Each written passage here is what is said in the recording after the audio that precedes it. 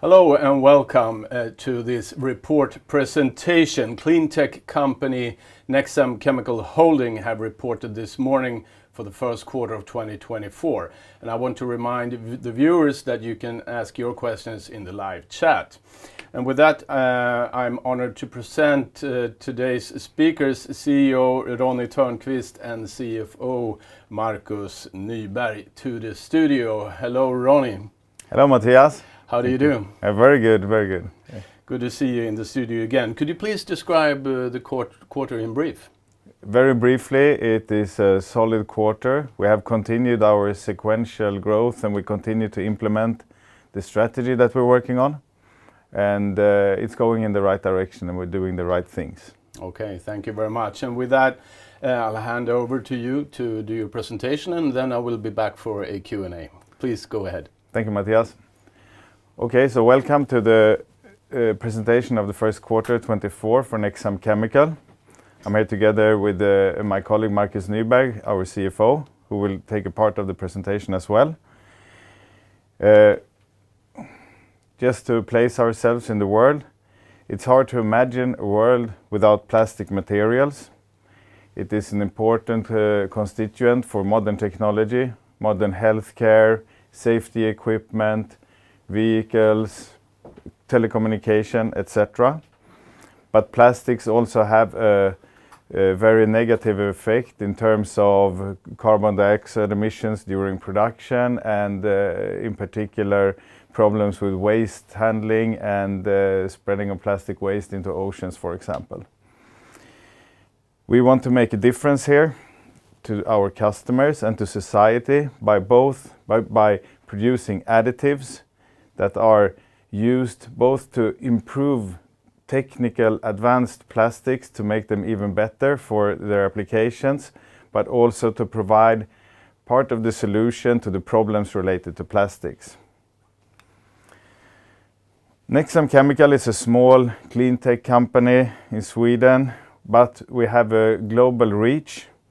We have big plans and very high ambitions to make plastics better and more sustainable, based on the same concept and ideas of using innovative reactive chemistry to affect the properties of plastics. Our products land in a very wide range of applications, going from lightweighting, miniaturization, for example in electronics industry and for vehicle industry, up to very advanced high temperature applications used in aircrafts and microelectronics.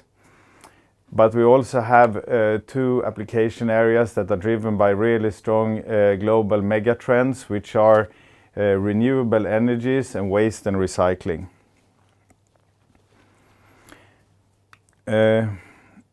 Since I joined this company as CEO a bit less than a year ago, we have done a retake on the strategy of what we do and how we are aligned. And a part of this, or a huge part of this, is to sharpen the commercial strategy.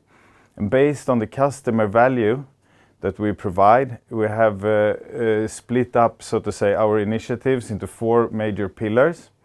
They are lightweighting to promote or enable the production of lightweight and strong polymeric foams. The main area here is PET foams that are mainly used into wind energy.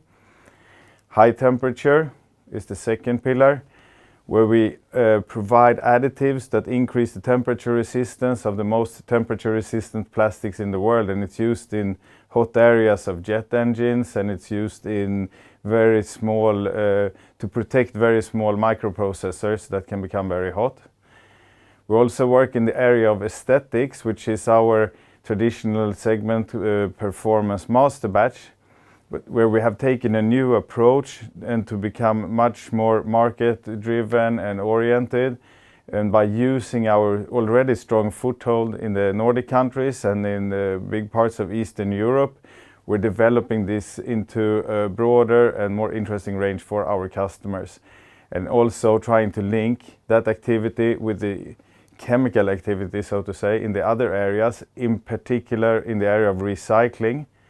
Recycling is our newest area of application, you could say, and a very important part for us for the future.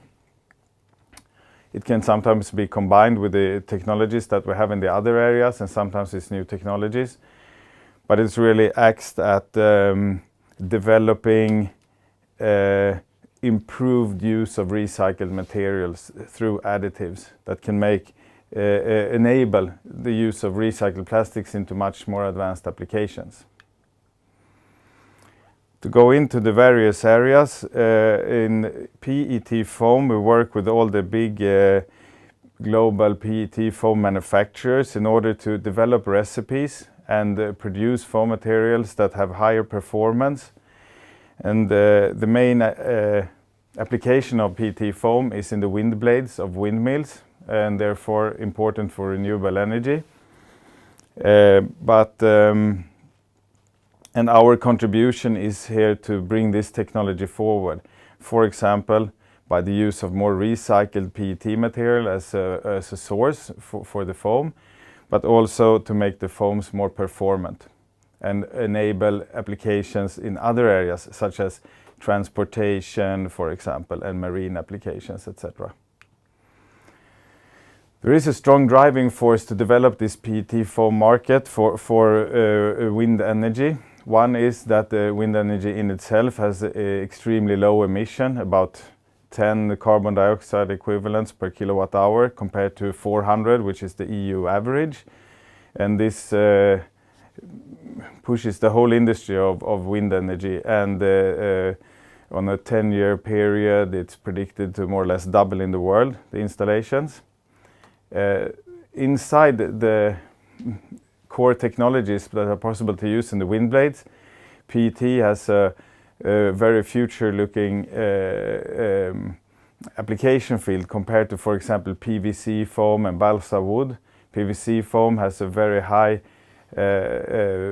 carbon dioxide equivalent in its production, around 8 kilograms of carbon dioxide for 1 kilogram of PVC foam, whereas PET can be down to 2.5 maybe kilograms if it's virgin, and 0.5, 0.6 when it's based on recycled raw materials.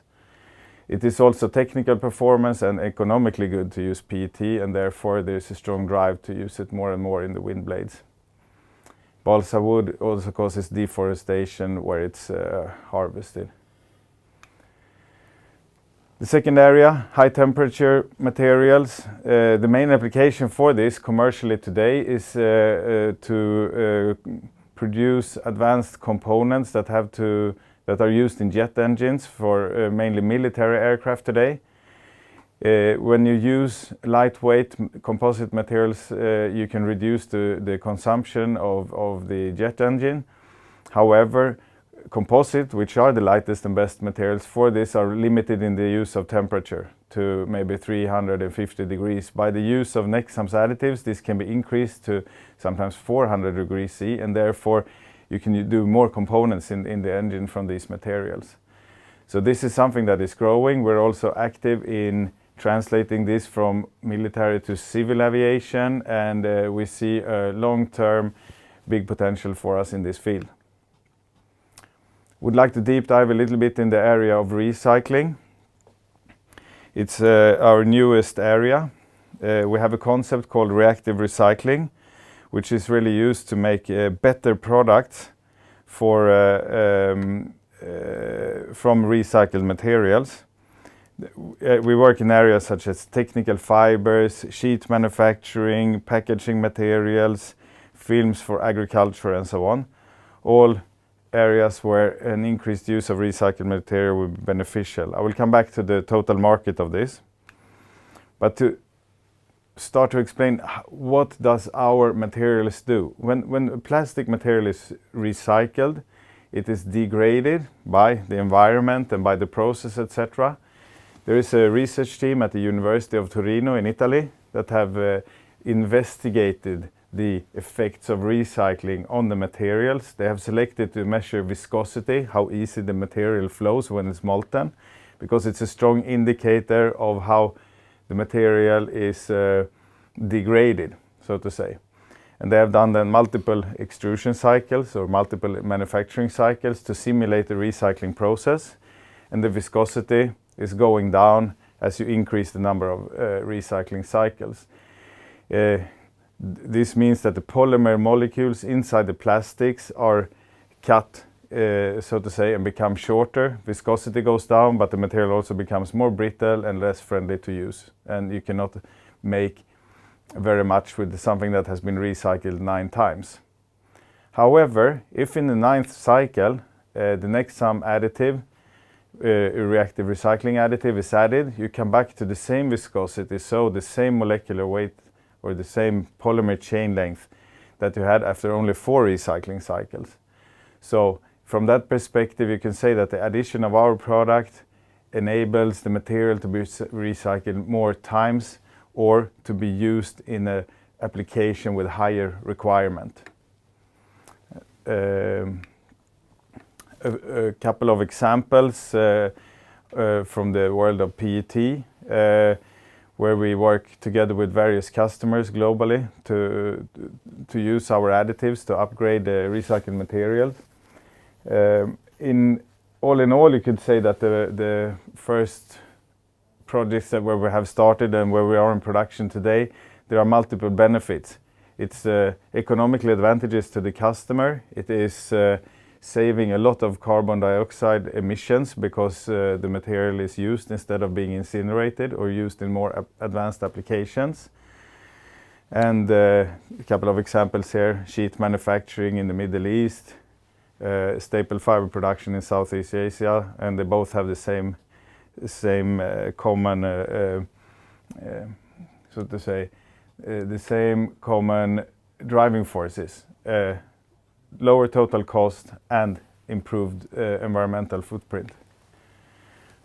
The lower costs can depend on things like this. So we have done an estimation based on a customer case, what it means for the customer. They can use recycled PET of very high quality. It's very expensive, even more expensive than virgin material, and it works. However, by using our additive, they can also add a portion of much lower cost, more degraded PET material, which is cheaper. Of course, our additive adds cost to the system. In this case, it adds more or less 6% material cost. But because of the higher value of the otherwise almost useless cheap material, the total value of the material goes up by 22% in that case. And this is very often the case when we work with recycling. You save money and you help the environment. If we take a step back and look at the recycling market, what is happening here, or the plastics market in total, 400 million tons of plastics are produced every year right now. It's predicted to increase quite a lot in the coming years too. Almost 10% is based on bio-based plastics or recycled materials, and the rest of the 90% are virgin materials. And of course, there is strong action now in all regions in the world to try to increase the use of bio-based material, chemically recycled materials, and mechanically recycled materials. But to accelerate this process, the recycled materials have to become better.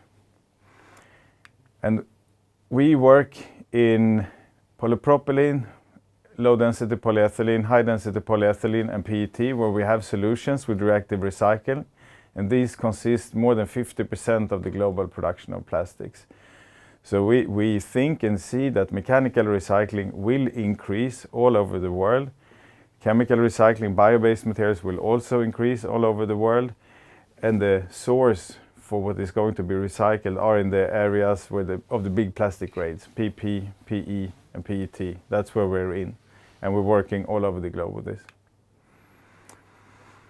To come back to our home base, where we work with improving plastic materials and make them fit for applications, we try to combine our decades of experience in color matching and tailoring plastic materials to suit applications with the reactive recycling in order to drive much more use of recycled material also in fairly advanced industries here at home, so to say. At home, I mean the Nordics and Eastern Europe, where we have a very close collaboration with all the plastic manufacturers. It saves 1 to 1.5 kilogram of carbon dioxide equivalents per kilo when you replace virgin with recycled materials. It is what we're doing here is quite unique, and there are people already out there on the markets that do color recycled materials, but they do not have the reactive recycling spices to it that we have in our solutions here.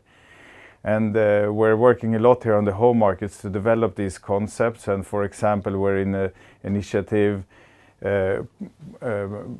Polymer Tekniskt Institute, a Swedish initiative for more recycling into industrial applications, where we work, for example, with Chalmers and Scania.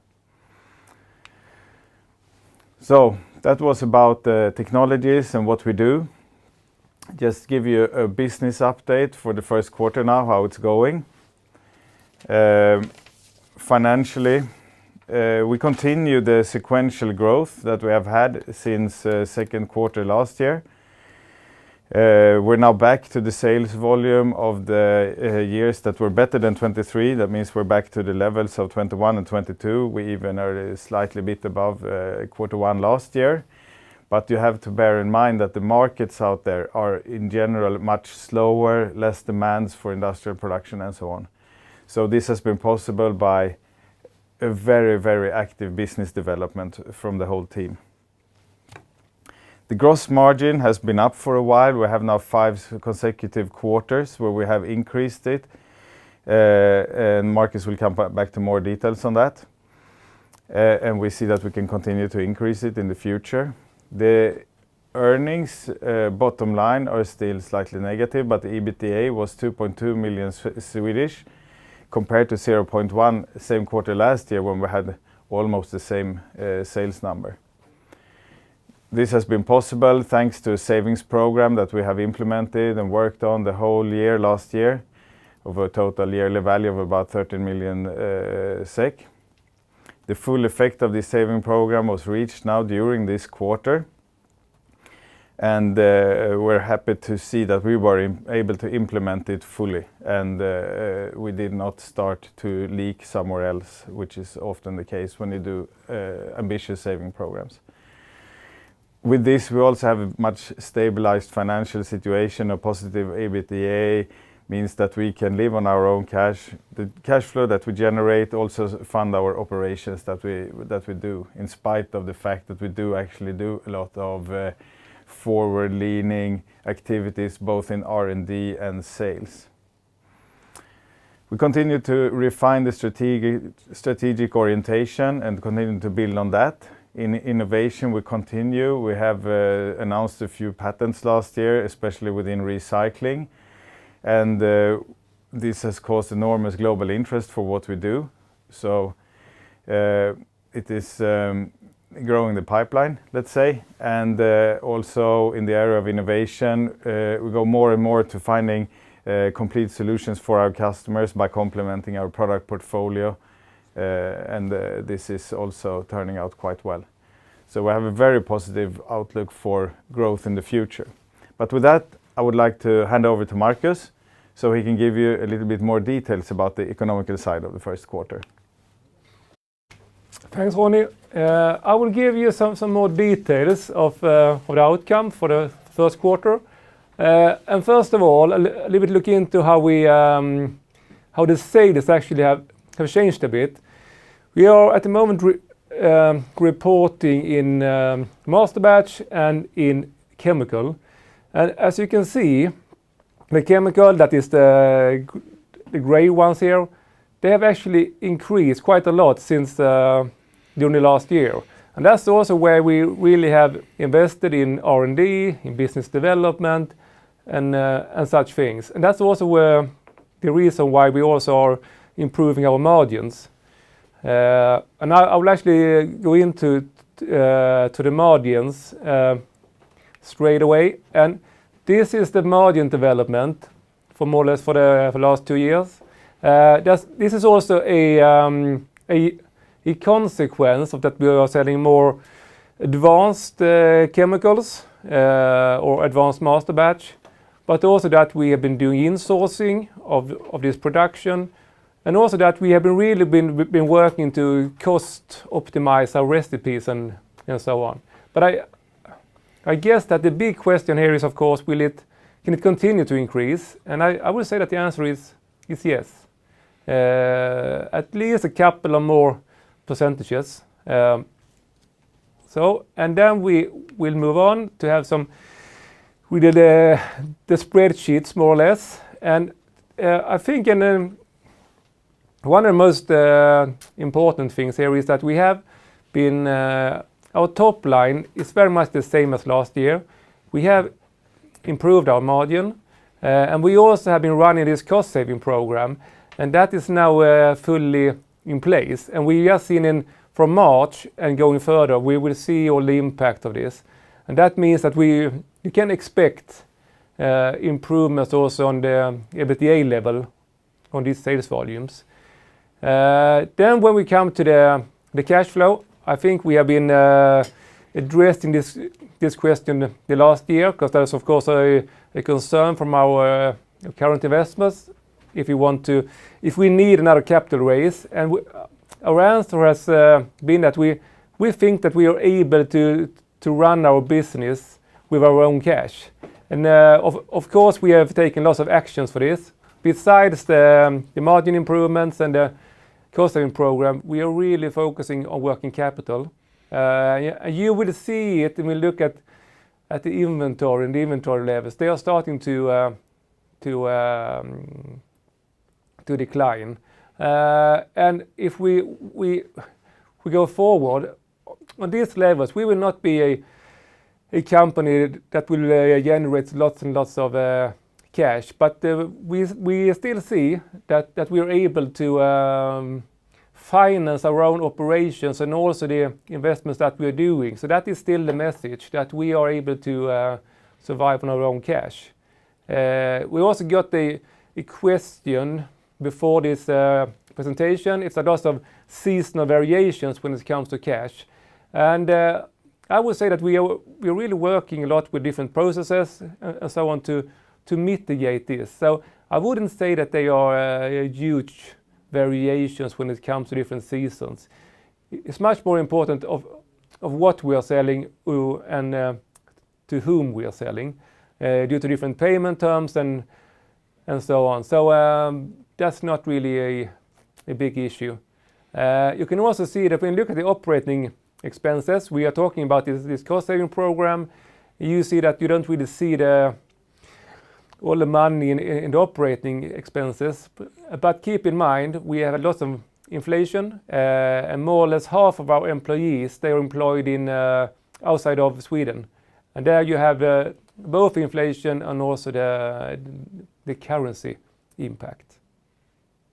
Okay, that's more or less it for me. Yeah. Hand over to you, Ronnie. Thank you, Marcus. So in total, we are stable on cash flow right now. What we need is more volume. So we are working very hard with that. Very big focus on business development and all the supporting functions around that. We are now returning into growth in 2024 and forward with an increasing profitability. Obviously, if you look at the EBITDA levels that we have right now and the cost structure that we have, we need more volume. So highest focus is on business development and selling more and increase our, let's say, value to our customers. But the cost saving programs really delivers the foundation for profitable growth and a balanced cash flow. We have this sharpened commercial strategy, which focus all internal resources. It's not only sales, it's also how we do in operations, what we do in R&D and so on, so that we are very customer focused and growth oriented. In lightweighting, we have a substantial market recovery with much higher order intakes in the end of 23, beginning of 24 into the wind energy industry.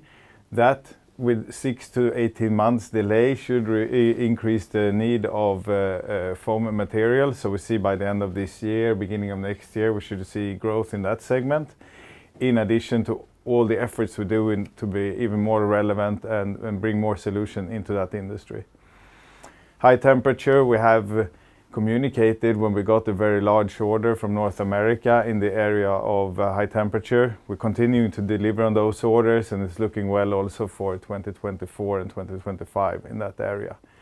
In the aesthetics, we work a lot with product innovation and recycling focus, and obviously working on the hygiene factors, delivery times, quality, etc., where we are really strong. And this generates more business in that area too, but the markets are still slow, especially relating to building industry, agricultural industry. Recycling, we have our first breakthroughs that are realized. We're being tested in reality, so to say, and there's a huge global interest for this, and there is a lot of projects ongoing to grow this. There are thousands of potential customers out there, and we're working to support the first one in order to prove industrially also that this really works well. And the indications are absolutely that they do. And then on a longer term scale, we see doubling of wind energy, we see enormous increases in recycling worldwide.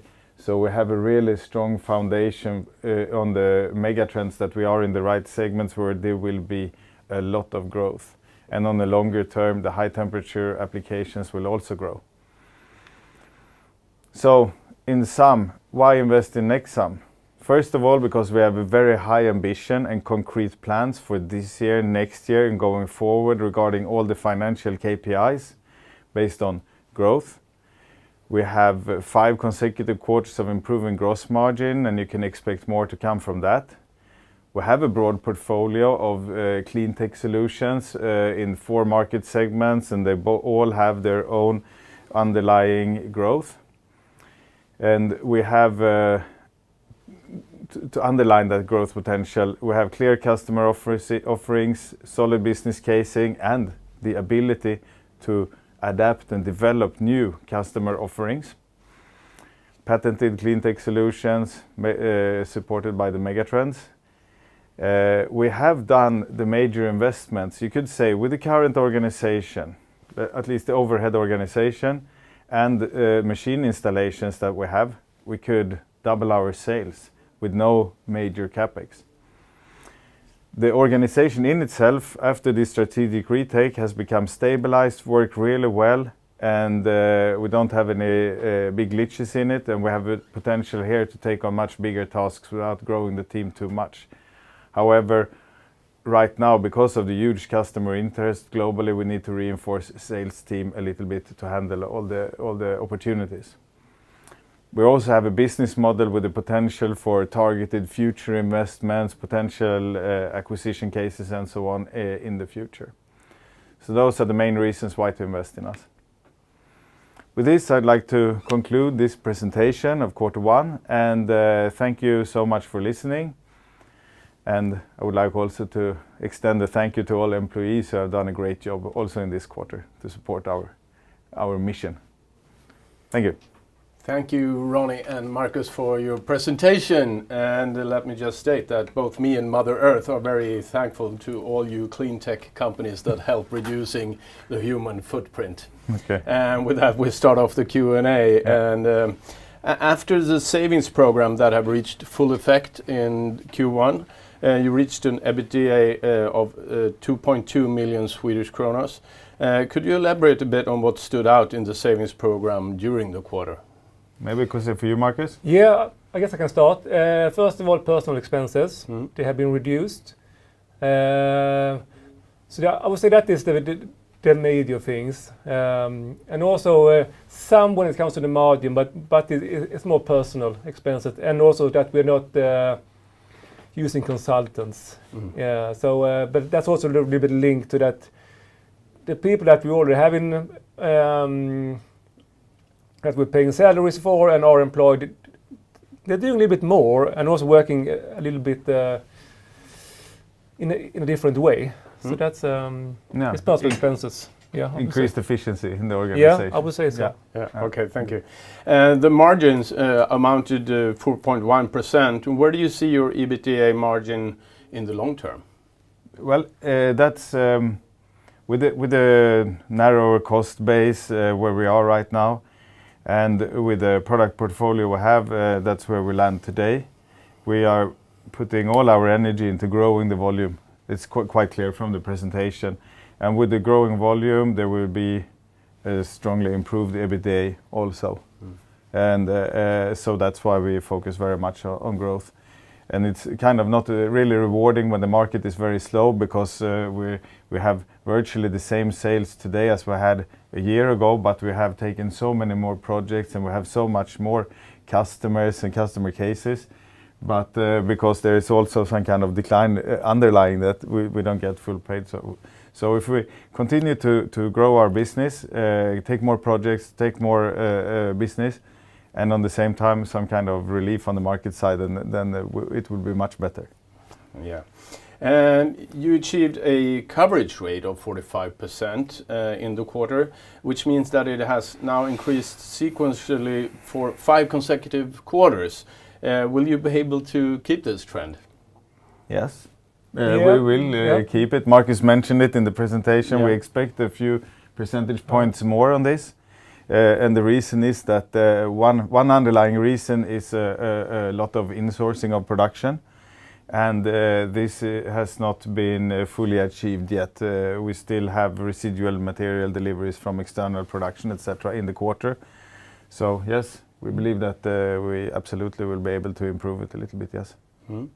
Could you put some color to your cash flow and seasonal variations during the year? Yeah, and that little bit, if looking at a year ago and before that, it went a little bit up and down. Now I think we understand our customers better, and we have changed processes and so on. So I would say that it's not that really seasonal anymore. It's very much more dependent on what the customer is buying and what when different customers are paying. So that means actually, because the cash flow can be a little bit of a snapshot. I mean, like if they're paying 5 million SEK on Friday or on Monday, that could have some difference. So when you look into the cash flow, look at it for a year or so on. So it's not really seasonal anymore, at least. Thank you. And if we move on to your PET part, which markets have done well and which have done less well? Yeah, the PET market is still difficult. The PET foam market is a little bit difficult because there is overcapacity on that market. And if you look into our reporting and so on, we have increased sales in Europe in that segment. But it doesn't necessarily mean that the material is used in Europe. It might be a central purchase organization placed somewhere in Europe, and then that the material is used in, for example, Asia or North America. What we see is that also the PET foam producers also export their foam, so to say, further on. So even if we sell to a product to a country in Europe, and then it's sold to, for example, India internally at that company, and then that material is then exported to another third country for installation, so to say. Yeah. Okay. And how much of your performance is the wind sector, and how much is towards industry, transport, and marine, for instance? In the PET foam segment, I assume that you mean like the lightweighting. I don't know exactly the exact distribution, but the absolute majority goes to wind industry. But there is an increasing trend to use more and more PET foam in other areas, and that's in particular marine and transportation. It's an excellent material, for example, in transportation of cold materials, for example, insulation properties, and doesn't take up water. So there's an increasing portion of that. But a rough guess, 70 to 80% in wind. Okay. And if we move on to master batch, which sector is doing well there, respectively less well? Sectors doing good in master batch are packaging and daily consumer goods. They're continuing to do well. And difficult areas have been in building industry and agricultural film, more or less. Okay, and if we move back a bit, you received an order for airplane engines in the US. How is that business going along? Yeah, it's going quite well. We continue to deliver. We have quarterly deliveries according to the long purchase order that we got. Customers very happy with the quality. Everything is running fine. We have tuned our own production to make it more efficient on it, and it's going really well, and we expect that to continue also in the coming year or even years. And you expect these military deliveries to move over to civilian Yes, I think industry? the whole application field of high temperature composite materials for aviation will probably increase within military jet engines, but it will also be translated into more efficient jet engines for civil applications. We are in this project that has been announced called Tape Extreme. We work with Innovate UK, and there is a huge interest from the so to say OEMs in that field, how to apply that technology into civil applications. And if we move on to India, you have a bunch of projects going on there. What is status in those projects? Yes, it's a big interest in India. It's a strong market for recycled materials. They're put in place, and there is, because of the high volumes of recycled material in the market, there is a need to also upgrade and upscale these recycled materials. So the interest for our products has been very high in India, and one of our colleagues just landed this morning from a 1.5 week trip doing industrial trials in India with various customers with apparently good results, looking at the visit reports. Okay, and I'll have some questions from the viewers shortly, but first, what milestones can investors look out for during 2024 when it comes to Nexam? Follow that we continue with our developments that we are currently doing regarding cost levels. We're very determined to keep them. Continue to see that we continue to improve our contribution margin and have a stable cash flow, but also that we will talk about and communicate when it's appropriate about new initiatives that then hit the market, so to say, and follow our, let's say, intensive struggle to increase our volumes.